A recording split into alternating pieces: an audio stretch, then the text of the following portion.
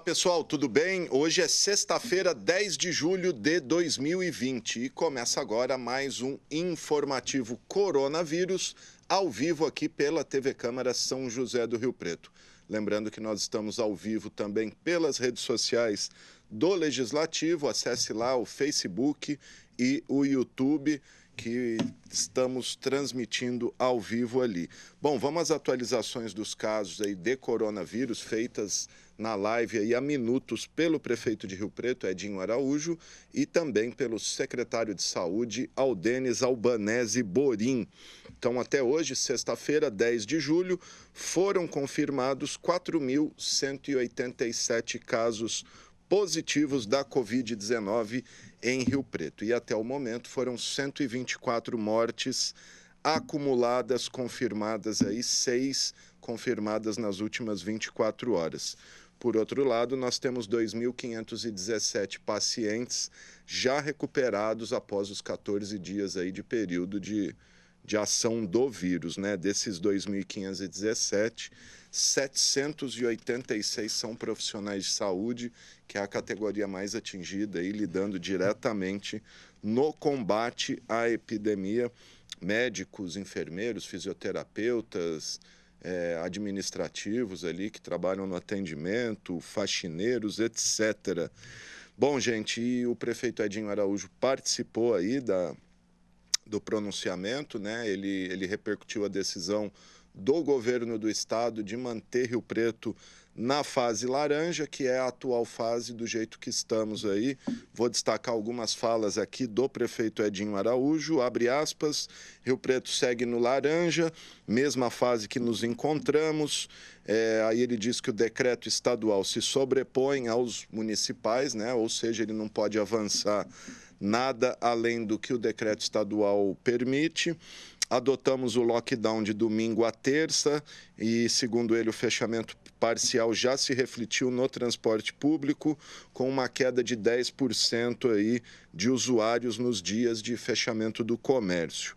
O Edinho disse ainda que gostaríamos de flexibilizar atividades ainda não liberadas, como salões de beleza, academias, bares e restaurantes, para dar fôlego à economia, mas a responsabilidade é evitar o colapso no sistema de saúde e garantir que doentes graves tenham suporte para enfrentar essa terrível doença, disse o prefeito. Ele continuou: temos o dever de agir preventivamente, e aí ele anunciou que será formalizado um acordo, aí, um convênio uma parceria, na verdade, entre o governo do estado, prefeitura e o Lar São Francisco da Providência, lá de Assis, do Frei Francisco, para a criação de 20 leitos de UTI e 33 de enfermaria nesse hospital que fica na nossa cidade vizinha aqui, Jaci.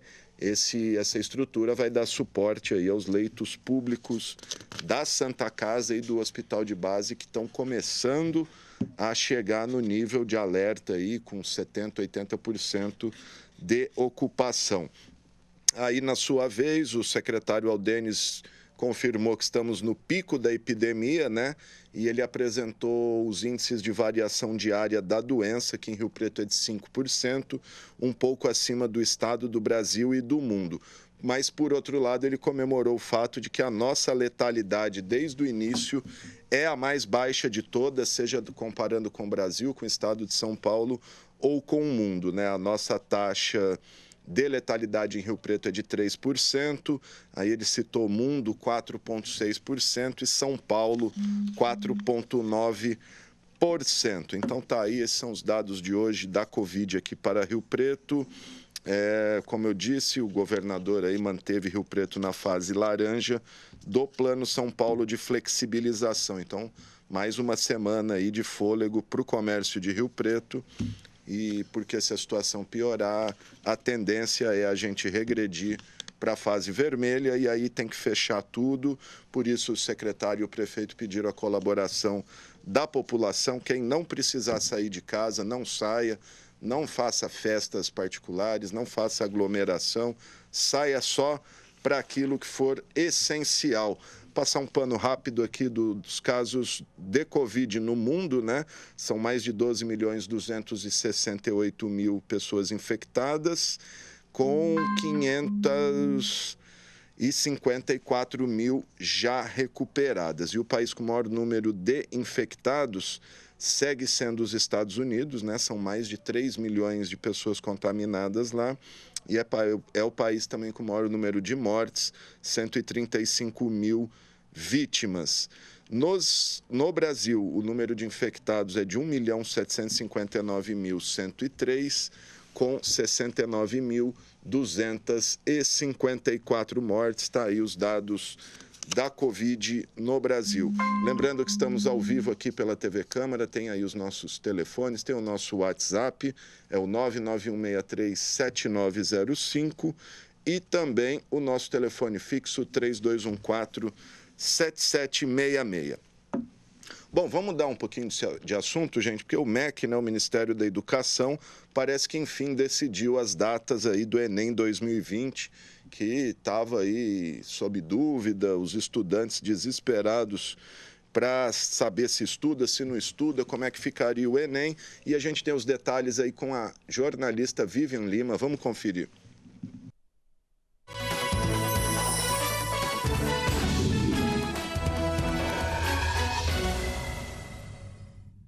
As provas do Enem, Exame Nacional do Ensino Médio, que seriam realizadas este ano, foram adiadas para 2021. O motivo é a pandemia do coronavírus. As novas datas foram anunciadas pelo Ministério da Educação e os meses escolhidos para a aplicação do exame foram janeiro e fevereiro.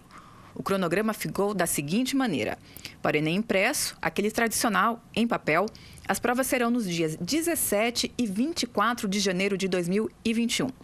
Para quem escolher o exame no modelo digital, as datas são 31 de janeiro e 7 de fevereiro de 2021. O governo vai investir em medidas de segurança sanitária, como o álcool gel, e também regras de distanciamento entre estudantes nas salas. Os protocolos sanitários vão exigir um custo adicional de 70 milhões de reais do governo federal. O resultado dessa edição do Enem deve sair no dia 29 de março. Vivian Lima para o Boletim Câmara Notícias.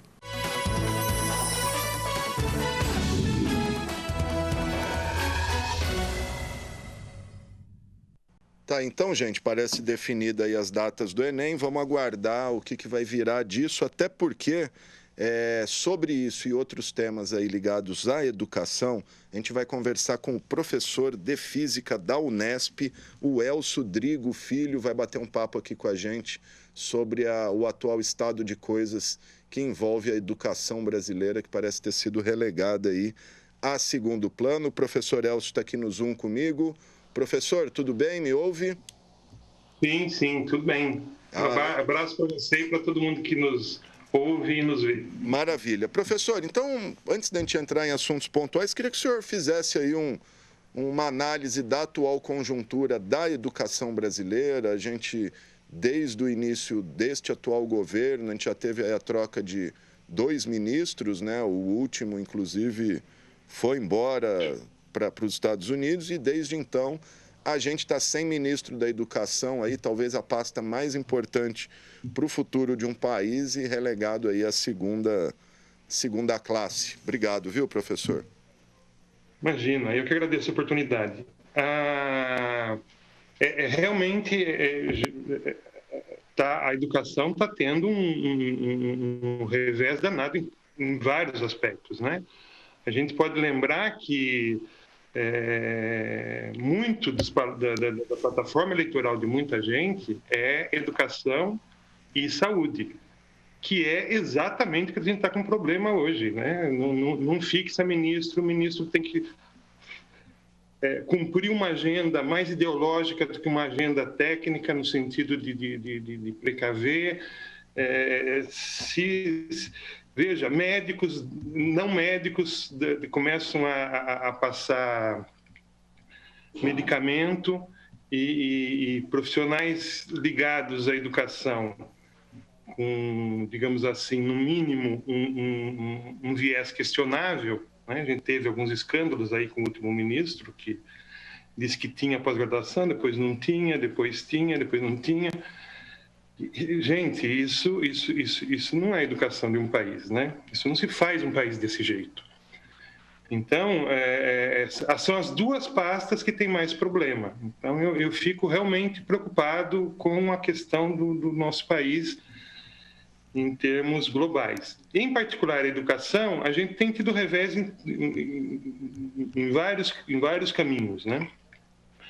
A gente tem a questão... A educação ela se divide em vários aspectos. Ela começa com a educação pré-escolar, né, que hoje em dia é uma atividade do município, inclusive o ensino fundamental, seu primeiro e segundo ciclo, é uma atribuição do município. O ensino médio é uma atribuição do Estado e o ensino superior é uma atribuição da União.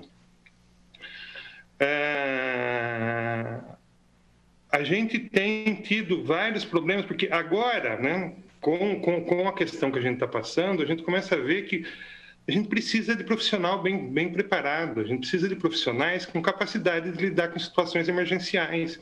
Se não forma a pessoa, se não tiver uma boa educação, desde os níveis mais elementares do ensino até o nível superior.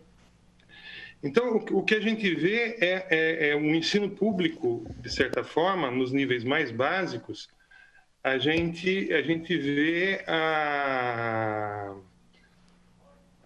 um despreparo no lidar com esse tipo de atividade, né? Porque os profissionais que estão atuando, primeiro, há um problema de remuneração, né? Você quer um trabalho bem feito, você precisa pagar bem por profissional. A gente sabe isso quando a gente contrata um encanador em casa. Por que a educação vai ser diferente? Eu não sei.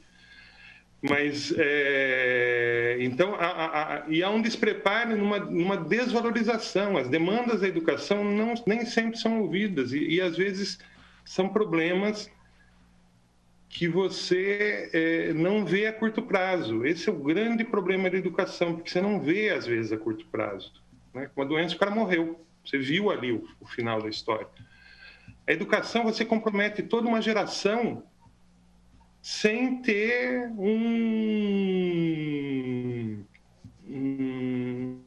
perceber. Só vai perceber quando essa geração chegar lá e...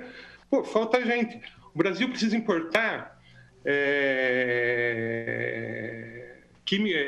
elementos de química fina. Se você não tiver um profissional que diga para você que aquela importação pode ser feita, que pode ser produzido em casa, o que pode ser produzido em casa, que eu falo é dentro do país, a gente acaba comprando produto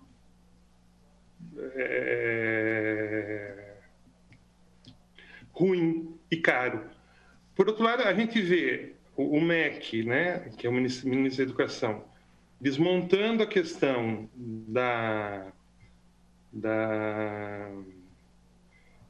das bolsas de estudo, que são exatamente para formar recursos humanos capazes de suprir. A gente tem uma desvalorização geral do professor enquanto profissional, né? Eu sou da geração ainda, eu sou professor, eu gosto de ser chamado de professor, eu sou de uma geração que o professor era algo conquistado. Valorizado, né, professor? Valorizado, socialmente conquistado. Você não era professor, né, porque você fez um curso de fim de semana à distância, né? À distância. Ainda tem isso, né? Então, eu sou do tempo que valoriza isso, né? E eu acho que a sociedade precisava relembrar que o professor é fundamental para o bem-estar da sociedade.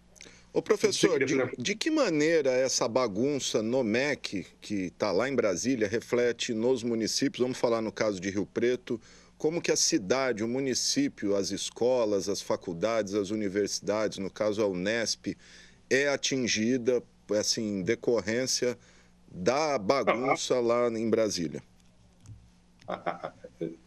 Há vários caminhos, né? Na educação básica, que é do município, explicitamente, o dinheiro ele é repassado pelo que é chamado do Fundef, o Fundeb, que é o fundo dos municípios para a educação básica.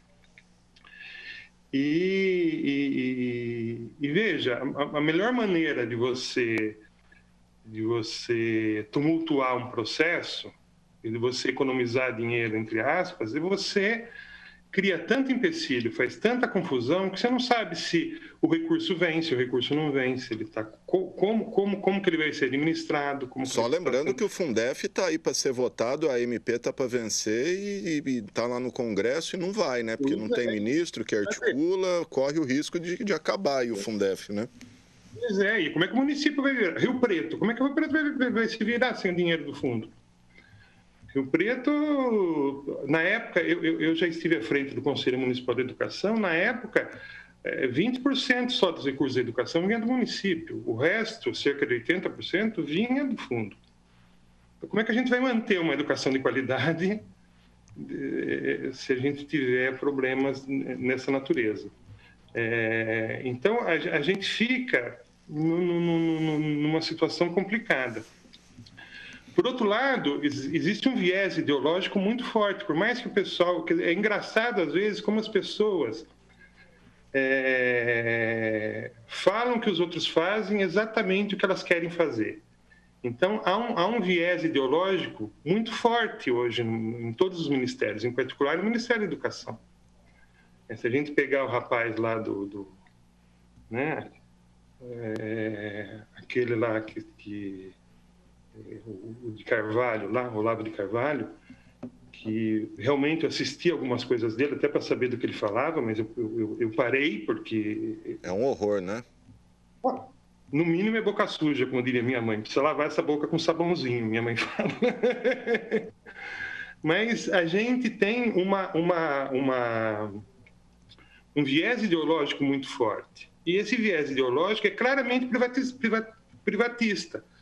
Tanto que o ministro da Educação vive insistindo, privatizar, privatizar, privatizar. Conquistas históricas, veja, a Petrobras data de Monteiro Lobato. Monteiro Lobato fez campanha pelo petróleo é nosso. Sim. Isso é a primeira metade do século XX, gente. E nós estamos querendo abrir mão, né? Já abrimos mão da Embraer, nós temos o inventor do avião brasileiro e nós vendemos uma empresa segura, quer dizer... Agora parece que o outro não tem dinheiro para pagar, nós vamos vender para outro, mas nós queremos vender, nós queremos dar às empresas que a gente tem, que são arraigadas à nossa cultura. Nós, em termos de sociedade, um camarada nosso, chamado Santos Dumont, inventou o avião. Ele tirou do nada e inventou um avião. E a gente pega essa herança e diz assim, não, deixa que eles fazem melhor, e joga fora. Então, essa questão ideológica que está por trás, né? E a gente vê aí, eu faço tudo que o outro país pede, que é isso que está acontecendo, e o outro país faz o que ele quer. Esse complexo de colonizado forte que está lavando o país, né? Eu cuido do meu e exploda-se os outros. Está levando isso, a educação está sendo varrida junto. Então, há um viés privatista também dentro da educação.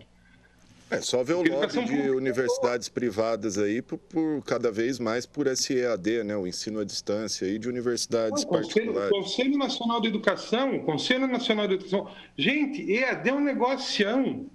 É um negocião, porque você faz a aula, você grava... E você para de pagar professor, você paga pela aula que ele deu.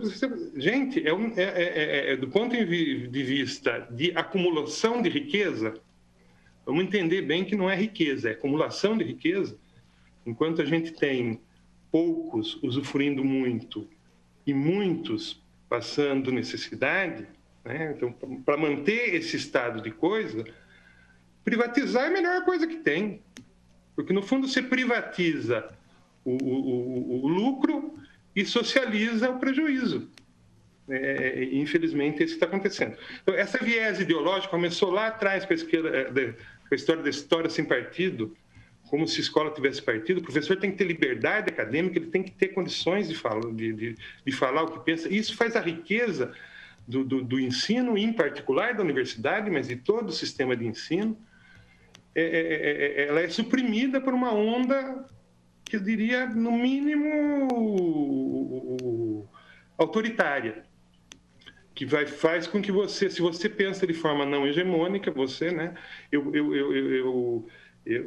posso falar que eu quero que fulano morra, mas você não pode falar que você quer que eu morra, que é um dos debates atuais que tem aí. E é uma verdadeira... o que a gente tem visto é uma... Mas você já falou que você queria que o cara morresse de câncer, né? Você já falou isso lá atrás. Você podia, e eu não posso. Na campanha, falou que ia metralhar a petezada, né? Chegou a falar. Professor, isso você pode falar. Sem querer interromper o senhor, a questão dessa ideologização que o senhor falou, o senhor a senhora deve ter acompanhado, lógico, que o último sujeito que foi escolhido, aí, o Renato Feder, eu acho, lá do Paraná, ele desistiu depois de ter sido anunciado e virou alvo aí de ataques pesados, virulentos nas redes sociais, na internet. Ele próprio veio e falou, ó, sem chance, eu não vou assumir isso porque eu não vou durar uma semana aí. Pois é, porque agora o viés ideológico está tão forte que a polarização já não é mais do jeito que o pessoal fez para se eleger direita e esquerda. Da direita e ultradireita brigando. Há uma briga assim, você é mais direitista do que eu, você é menos direitista do que eu, então você não é do meu grupo, você é do meu grupo. Gente, não se constrói uma nação desse jeito. Nós não vamos construir. É importante ter diversidade de pensamento, é claro que é importante, mas também é importante que essa diversidade de pensamento conviva de forma harmônica. Para isso, você tem que ter regras de convivência, que a gente aprende isso lá no ensino fundamental, quando qualquer professor que vai fazer uma classe, né, uma maneira comum de você começar um ano letivo é chegar, gente, vamos estabelecer as regras de convivência que a gente pode, o que pode e o que não pode fazer. A gente esqueceu essa lição enquanto país. Então, você vê a que nível que a educação básica ela afeta o que a gente está passando no país hoje. Veja, dizer que Portugal nunca esteve na África ou dizer que o nazismo era um grupo de esquerda, são coisas que aviltam a inteligência. Bom, a última, o ministro das Comunicações disse hoje que a floresta amazônica é composta a 85% de Mata Atlântica, né? Você viu? Pois é, meu caro.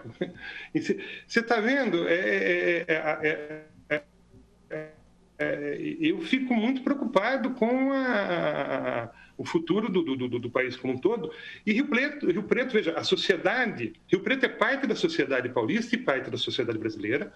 A sociedade nos afeta da mesma forma que nós afetamos a sociedade também. Então, é importante que a gente, em Rio Preto, se nenhum lugar do país mais fizer discussões fundamentais, é importante que a gente faça. Que a gente pense na educação que a gente quer para os nossos filhos. Que a gente pense na questão se a inteligência... Rapaz, eu morro de dó quando eu passo ali na frente do pastorinho, que eu vejo aquele... Tem gente que pede coisa ali, né? Pede esmola, tal, essas coisas. E alguns claramente drogados, né? Gente, eu fico pensando quantos gênios tiveram seu cérebro queimado por falta de oportunidade. Quantas pessoas poderiam, se a vida tivesse dado um pouco de oportunidade, se eles não tivessem que fugir tanto da realidade, né? Quantas pessoas poderiam contribuir com a humanidade em termos? Aproveitando esse gancho, professor, o senhor acha que a educação tem salvação no Brasil? A gente vê esse mundo de gente desalentada, sem qualquer qualificação, sem preparo, sem interesse também em estudar e se qualificar.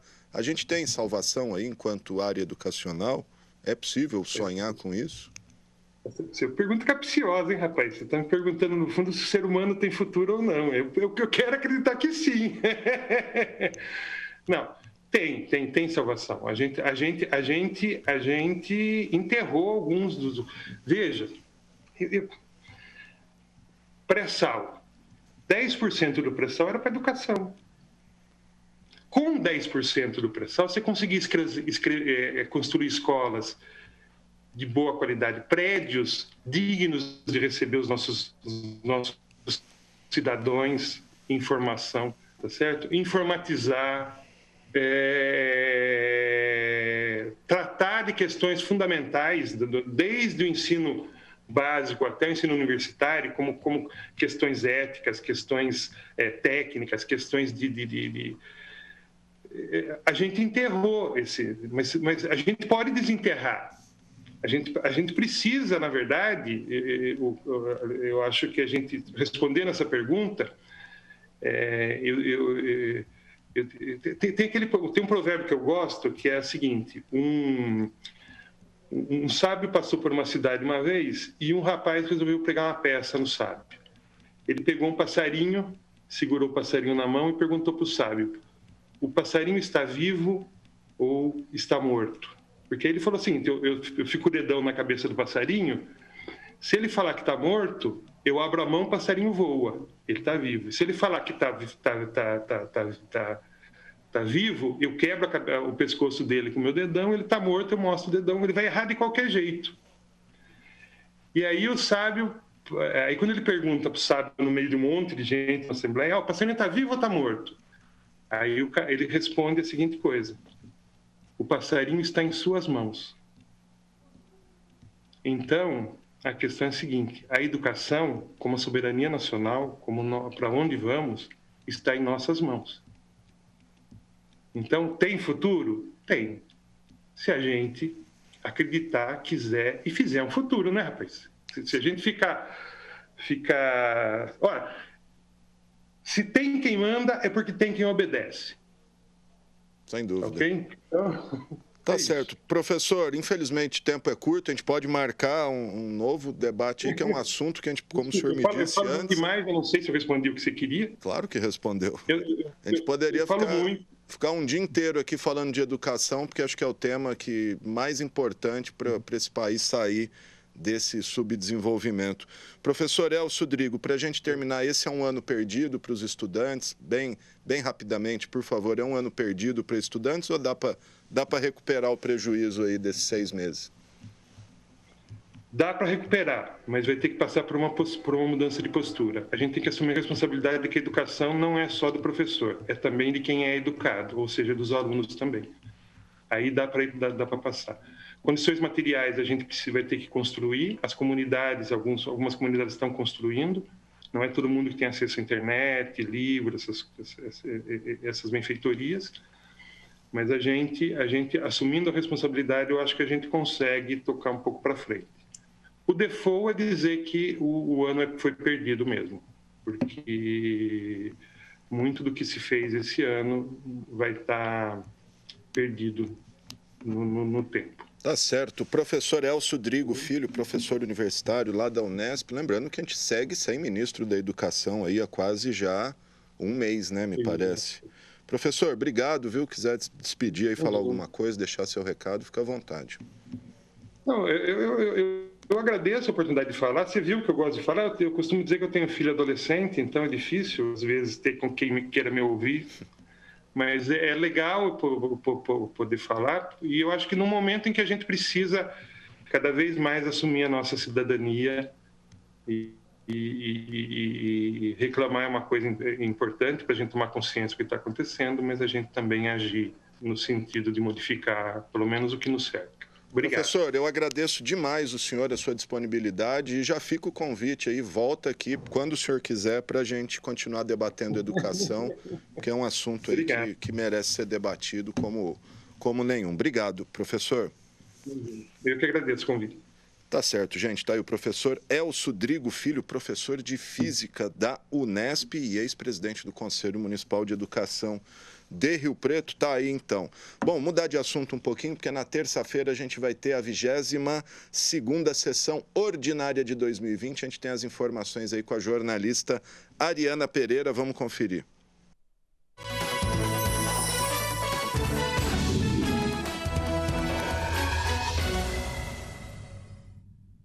Olá, você que nos acompanha aqui pela TV Câmara. O Legislativo de São José do Rio Preto realiza nesta terça-feira, dia 14 de julho, às 17 horas, a 22ª sessão ordinária de 2020. Estão em discussão 8 propostas, 2 delas em regime de urgência especial.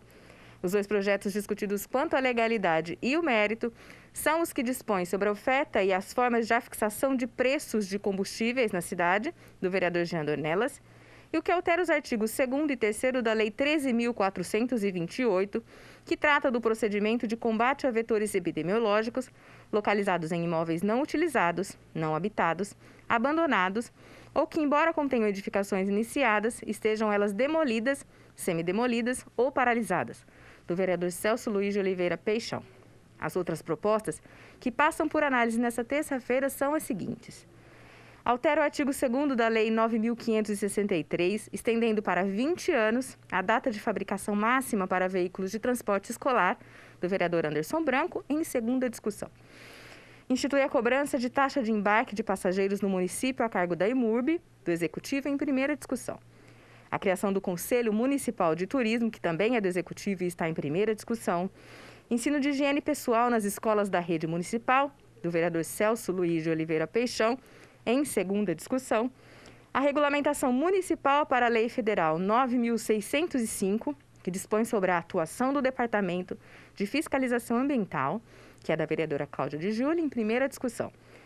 E a utilidade pública da comunidade terapêutica Suriel, de autoria do vereador Renato Pupo, também em primeira discussão. A sessão tem transmissão ao vivo pela TV Câmara, no canal 4 da NET, e 28.2 em sinal aberto digital, e também pela Rádio Educativa FM. Os vereadores participam dessa sessão em sistema de reunião online e a Câmara permanece fechada ao público devido à pandemia do novo coronavírus. Ariana Pereira para a TV Câmara, o canal do Legislativo.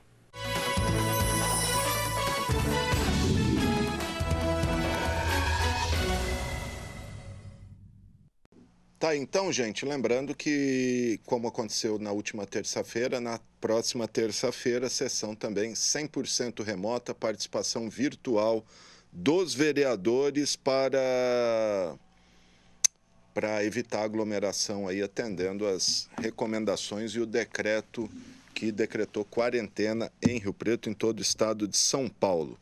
Tá, então, daqui a pouco a gente fala mais da sessão, porque agora, olha só, a Prefeitura de Rio Preto, por meio da Secretaria de Saúde e da Diretoria de Bem-Estar Animal, anunciou ontem que vai promover uma castração em massa de cachorros e gatos em situação de rua aí de Rio Preto. E para falar aqui com a gente sobre isso, a gente tem a Carol Prado, que é diretora da Diretoria aí de Bem-Estar Animal. A Carol está aqui no Zoom comigo. Tudo bom, Carol? Tudo jóia. Boa tarde. Boa tarde, obrigado por nos atender, Carol. Queria que você falasse para a gente como que vai funcionar essa castração em massa aí, segundo a Prefeitura informou ontem, 4.000 castrações, é isso? Isso mesmo. São 4.000 castrações que vão ser feitas em 6 datas diferentes, né? Contemplando agosto até novembro essas ações. E como que... Uma média de 200 castrações por dia. Por dia. E como que será escolhido? Quais animais vai sair pegando na rua aleatoriamente? Como que é a metodologia? Então, nós achamos por bem já priorizar e adiantar os cadastros. Então, esses cadastros, quem tem interesse, não precisa levar o animal, mas se dirige até as escolas que nós selecionamos, que atendem as regiões, no dia 16 e 17. Aí a pessoa vai com um documento com foto, um comprovante de residência e realiza o cadastro dessa castração. E aí, a primeira área que nós vamos estar atendendo vai ser a área do Nova Esperança, ali da região do Céu. Então, os cadastros vão ser feitos na escola, de todas as áreas, das pessoas que têm interesse, mas, primeiramente, atendendo a região do Céu ali. Então, só para deixar claro, 16 e 17 de julho são os prazos para fazer o cadastro entrar nessa fila aí. Isso mesmo, nas escolas já pré-determinadas. Certo. Tem algum requisito? A pessoa tem que provar alguma situação de renda aí ou não? Qualquer um que chegar lá? Não. Isso, está aberto a toda a comunidade. Nós escolhemos essas datas porque elas se assemelham com as entregas dos kits alimentação através das escolas, então nós achamos que o acesso a essas pessoas que moram nessas regiões seriam mais fáceis para realizar o cadastro. Então, apenas o documento com foto e comprovante de residência. Lembrando que são cães e gatos. Cães e gatos, 4.000. Esse número é suficiente para ter um controle populacional de animais em Rio Preto? Não. Na verdade, uma primeira ação e contempla um conjunto de outras ações, né? Mas é um número muito expressivo e muito impactante por se tratar daquela região que tem muitos animais em situação de vulnerabilidade. Cachorro de rua, sem dono, vai ser castrado? Vai ser capturado ali, castrado ou não? Não se faz isso? Não. Prioritariamente serão animais que estão domiciliados. Esse atendimento de animais hoje de rua, que não tem tutor, nós contamos com o auxílio diário de protetores independentes de animais, que já nos levam no CCZ e tem uma prioridade na fila do bem-estar animal, e a nossa equipe já faz a castração desses animais. Qual é a fila hoje, o número de pessoas à espera de um serviço de castração? No Centro de Controle de Zoonoses e no Bem-Estar, varia hoje a fila em torno de 2.000 cadastros, mais ou menos. E esses 2.000 já entram nesses 4.000? Esses 4.000 é a parte e vai começar do zero? Os 2.000 que estão hoje cadastrados no Centro de Controle de Zoonoses e do Bem-Estar Animal contempla toda a região de Rio Preto, né? Essas áreas que serão realizadas as castrações, nós entraremos em contato com essas pessoas que estão cadastradas na fila. Nós vamos dar a opção da pessoa castrar em loco, que seria na região dela, ou, se ela quiser, também pode levar no Centro de Controle de Zoonoses. E vai ser utilizado aquele castramóvel ou não? Não, aquele castramóvel ele vai ser direcionado para uma outra área que está sendo implantado um plano de trabalho e, paralelamente, vai ter a ação desse contrato, que é esses ônibus que tem a clínica móvel também. Esse serviço, essas 4.000 castrações vão ser custeadas pelo município aí, pela dotação da sua pasta, ou é algum convênio, alguma parceria com algum outro ente? Não, isso mesmo. Vai ser pela Diretoria de Bem-Estar Animal e foi realizado o processo licitatório em novembro do ano passado. Nós só estamos começando agora porque quando as datas estavam definidas foi bem no começo da pandemia. Então nós precisamos reorganizar as datas, né? Mas já está tudo certo desde novembro. Qual seria o número ideal de castrações em Rio Preto para resolver o problema aí de abandono de animais? Então, para a gente ter uma resposta exata do que seria realmente um controle populacional efetivo, nós precisamos finalizar o censo de animais no município hoje, que está sendo realizado pela Secretaria de Saúde e Atenção Básica, que são os agentes de saúde que estão realizando. Então, esse censo ele ainda está sendo feito e está sendo digitalizado. Então, após ele ser digitalizado, nós vamos ter uma amostragem do real número de animais que a gente tem em Rio Preto domiciliados, e aí sim nós vamos conseguir fazer uma proporção fidedigna do que realmente precisa ser castrado. Tá certo. Aqueles gatos ali da região da represa, que está infestado de gato ali, vai ter alguma ação para castrar aqueles animais? Nós já estamos realizando uma ação lá, há alguns meses já com apoio do Instituto Vira-Latas, né, que eles fazem a logística para nós desses animais até o Centro de Controle de Zoonoses, faz a captura, e hoje o Bem-Estar Animal castra esses animais. Então lá já foi realizada uma castração, onde soma 224 animais já com procedimento de esterilização. E nós estamos assistindo esses animais ainda em série para poder continuar castrando para evitar a população aumentar daqueles animais errantes ali. Tem alguma estimativa de quantos gatos tem ali? Porque tem bastante, né? Nós acreditamos que uma média mais ou menos de 300 animais. 300 animais. Deu uma polêmica recentemente ali, que foi recolhido umas casinhas, colocaram uns tubos. Está resolvido isso? Sim, a gente já realizou a substituição das casinhas pelos tubos, né? Essa medida ela teve que ser urgente por conta da questão da proliferação ali de bactéria, fungo e a questão de saúde pública. Então, a gente precisou criar um manejo naqueles animais através do tubo, por quê? Porque é uma maneira de a gente conseguir ter um material permanente, conseguir lavar, deixar higienizado e garantir a proteção desses animais.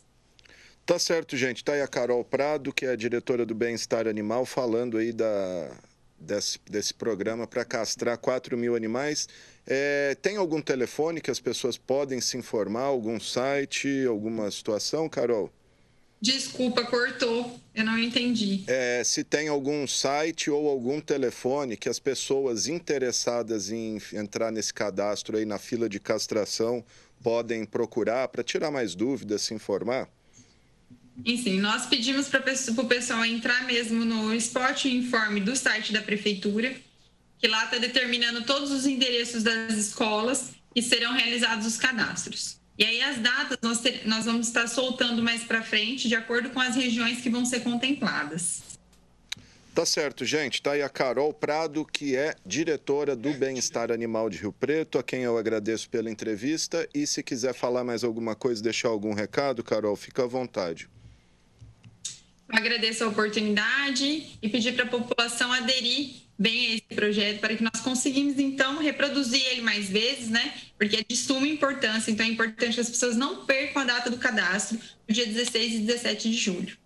E esse 16 e 17 de julho é para toda a cidade ou só para essa região específica do Nova Esperança? Isso mesmo. Toda a cidade. Isso mesmo, 16 e 17 para toda a cidade. Tá certo, Carol. Muito obrigado pelas informações, viu? Grande abraço.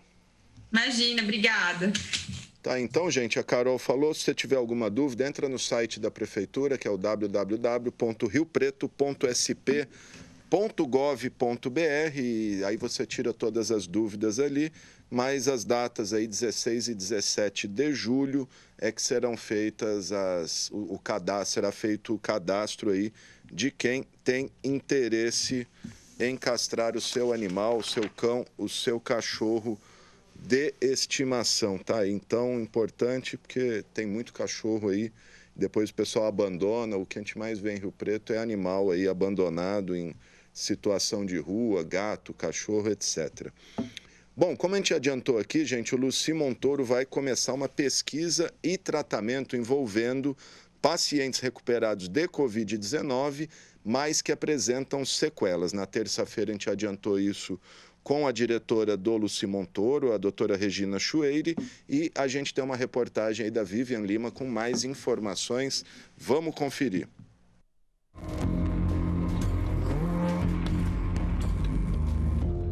O Instituto de Reabilitação Luci Montoro, de Rio Preto, vai estudar as sequelas mentais, físicas e psíquicas em pacientes que se curaram da Covid-19.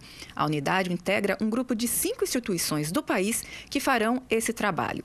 O estudo tem o objetivo de nortear o tratamento desses pacientes em todo o Brasil. A triagem das pessoas que serão acompanhadas será feita por meio da telemedicina e o atendimento será presencial. Os pacientes interessados em participar do estudo podem entrar em contato com o Instituto Luci Montoro pelo número de celular, o WhatsApp, que é o 17 99638 1231. Esse contato pode ser feito a partir do dia 22 de julho. Vivian Lima para o Informativo Coronavírus.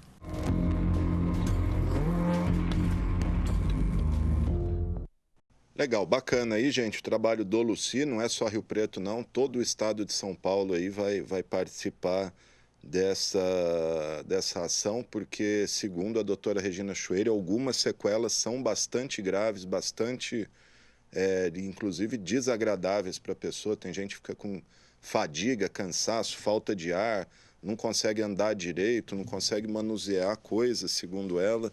Deve ser terrível isso, então o Luci aí cuidando dessa reabilitação, da reabilitação dessas pessoas, tá? Então, é isso aí. A gente vai chegando ao fim do informativo coronavírus desta quarta-feira. Só fazer um registro que hoje, 10 de julho, é aniversário da escritora Dinorá do Vale, ela que marcou história aqui em Rio Preto, né? Tanto na imprensa, no cinema, na literatura, uma intelectual aí que, para quem a conheceu bem, foi bem à frente do seu tempo, uma mulher, tanto que tem até o documentário do Fernando Marques, uma mulher à frente do seu tempo, Dinorá do Vale, que morreu em 2004 aos 78 anos, e hoje ela faria 94 anos, fica aí a memória de Dinorá. Então, na sequência desse coronavírus, você assiste um documentário produzido pela Secretaria de Cultura de Rio Preto, documentário bem recente aí.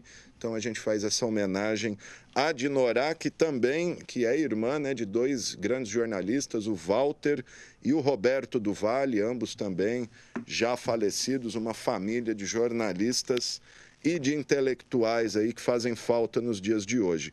Beleza, e assim a gente encerra esse informativo. Nós tivemos os trabalhos técnicos do cinegrafista Gilmar Esquive, do controle mestre André Santos, GC e produção do Eduardo Máximo e da Ariana Pereira, e do operador de áudio Israel Heleno de Castro. Lembrando que o momento é de seguir as orientações das autoridades sanitárias e permanecer em casa, saindo só para serviços essenciais. A gente volta na segunda-feira, às 4h com mais informações. E antes de encerrar mesmo, eu recebi uma mensagem aqui agora. O Gidalti, ele pergunta se as igrejas seguem no mesmo esquema de funcionamento ou se muda algo. O Gidalti, acho que não, a gente está no laranja, segue como está hoje, do jeito que está hoje, segue, parece que igrejas podem funcionar, só não pode ter aglomeração, né? Tem que respeitar a distância mínima entre as pessoas, não pode ter culto com 1.000 pessoas lá dentro sem máscara, mas abrir ali para atender espiritualmente as pessoas que isso procuram, está liberado o uso de máscara, álcool em gel, etc. E também hoje, 10 de julho, é dia da pizza, e quem não gosta de uma pizza, né, bem numa sexta-feira, e até por isso a gente termina com uma musiquinha aí, tudo termina em pizza, esse é o Brasil, vamos lá, gente, até segunda.